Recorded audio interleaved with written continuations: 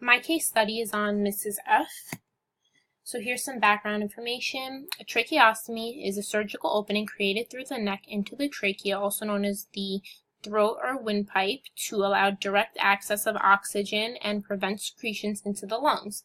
According to the National Confidential Inquiry Patient Outcome and Death Audit of 2014, it was estimated that 12,000 patients a year undergo a tracheostomy, which just shows how common this procedure is. So who gets this procedure? It is often performed on people due to lack of air entering into the lungs, and usually this lack of air could be caused by tumors, infections such as pneumonia, or even respiratory failure, to name a few. Mrs. F is a 70-year-old former smoker who resides in Ridgewood, New York, with her husband. She has a daughter and 3 grandchildren whom she babysits. She also explained how she enjoys social gatherings with her large Italian family. Mrs. F was admitted to St. Francis Hospital's ER on August 14th of this year and was transferred to Long Island Care Center on September 29th with an NPO tube-feed only diet and was just discharged on October 26th. So here's some past medical history of Mrs. F. She has history of severe bilateral lymphedema, morbid obesity, chronic diastolic congestive heart failure, hypertension, and type 2 diabetes. She presents with worsened lymphedema, acute respiratory failure unspecified with hypoxia or hypercapnia, a low-grade fever, meds pooling in the mouth, shortness of breath and fatigue, atrial afflutter with rapid ventricular rate, bilateral pneumonia, pleural effusion, vitamin D deficiency unspecified, a cough, and GERD without esophagitis. The pulmonary doctor at the hospital recommended intubation with trach and ventilation and a CT placement as a result of developing severe epistaxis, which is a nosebleed, and hemostasis, which is coughing up of blood, which is a secondary characteristic to pneumonia. Some medications that Mrs. F was on were Lipitor, which is a heart medication, Paradex, which is a mouthwash. It's an antibacterial. Tristol, which is a vitamin D pill. Pepsid is a histamine used to treat GERD. Lasix is a diuretic to treat edema. Porcine is a blood thinner. And then the insulins are to treat her diabetes.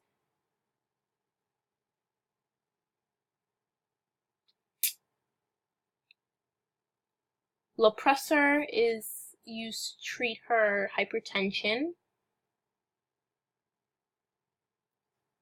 Aquaphor is used to treat dry skin, and Miocossin is an antibiotic for treating fungal infection. So that would treat her pneumonia. The NCEPOD 2014 audit also reported that 51.6% of inpatients with tracheostomy have swallowing difficulties, making it the 3rd most common complication associated with tracheostomy.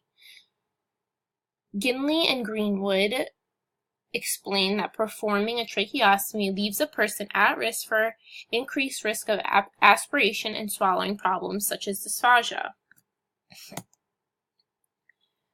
O'Neill et al.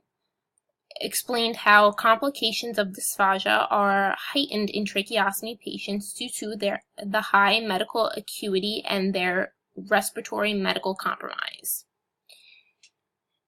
According to the ASHA leader, when a trach tube is in place, the upper airway is bypassed, resulting in decreased airflow through the upper airway and loss of sensation in the pharynx. This lack of sensation in the pharynx increases secretions and decrease. This lack of sensation in the pharynx to increase secretions and decrease swallowing often leads to dysphagia.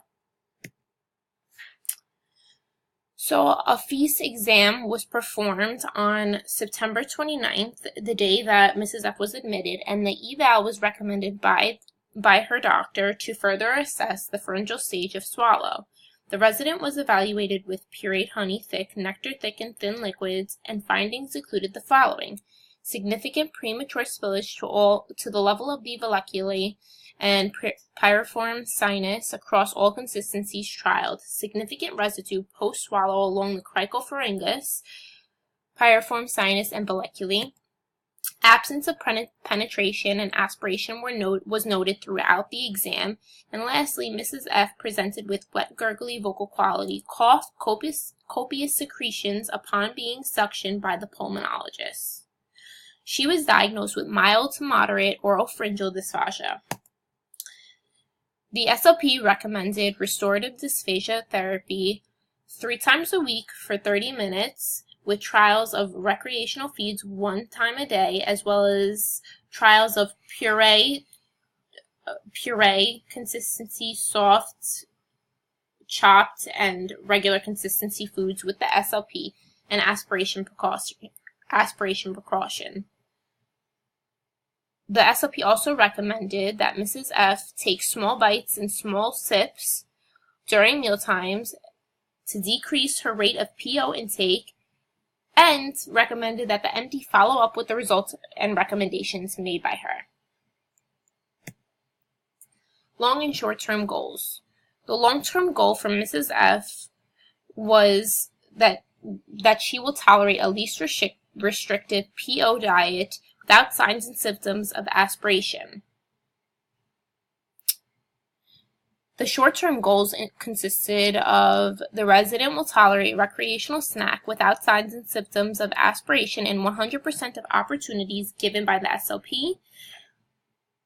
A second short-term goal was the resident will tolerate puree consistency without signs and symptoms of aspiration in 100% of opportunities given by the SLP. The third short-term goal is resident will tolerate soft consistency without signs and symptoms of aspiration in 100% of opportunities given by the SLP. The fourth short-term goal is the resident will tolerate chopped consistency without signs and symptoms of aspiration in 100% of opportunities given by the SLP. The fifth short-term goal is the resident will tolerate regular consistency without signs and symptoms of aspiration in 100% of opportunities given by the SLP. The sixth one is the resident will follow compensatory strategies such as decreased rate of PO intake, multiple swallows to clear pharyngeal residue, alternate liquids and solids to decrease risk of aspiration, and increase safety of swallow 10 out of 10 times in 30-minute sessions given verbal cues.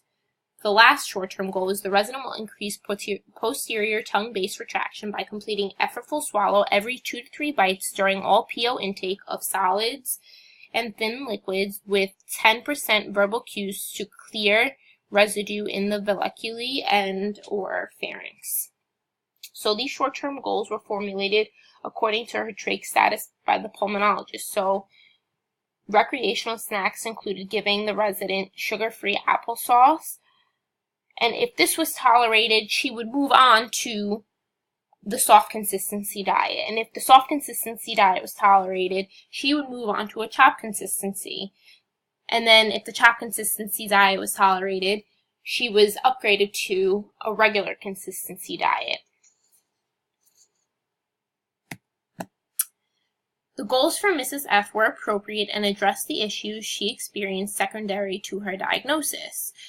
Goals were made according to her being weaned off of the trach. So as Mrs. F's overall swallowing function improved, Mrs.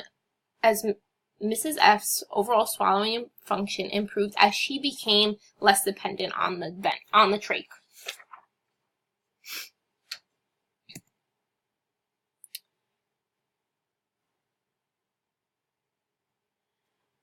So the practicality of these goals.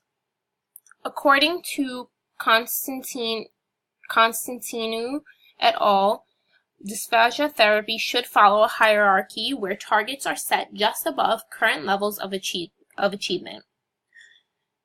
Constantine et al. Also stated that compensatory strategies are designed to increase swallow safety and decrease risk for aspiration for patients affected with dysphagia.